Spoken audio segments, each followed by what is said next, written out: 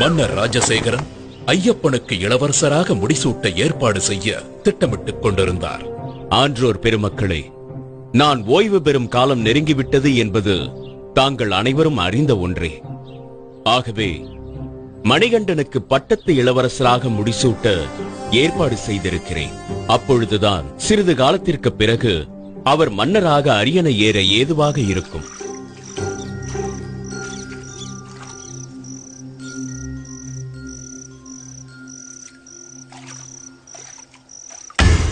இதுதான் தக்க சந்தர்ப்பம் என்று எதிர்பார்த்த அமைச்சர் மகாராணியை தனிமையில் சந்தித்தார்.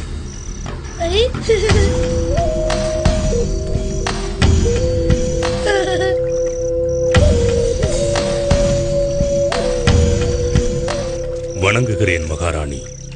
என்ன அமைச்சரே இந்த நேரத்தில்? தங்கள் அனுமதியின்றி அந்தப்புரத்திற்கு வந்தமைக்கு என்னை மன்னிக்க வேண்டுகிறேன். விஷயம் சற்று விபரீதமானது. அதனால்தான் இந்த நேரத்தில் இங்கு வரவேண்டியதாயிற்று. இருக்கட்டும், அப்படி என்ன விஷயம் அமைச்சரே? சில காலமாக தங்கள் மனதை உறுத்திக் கொண்டிருக்கும் சங்கடத்தை நான் அறிவேன்.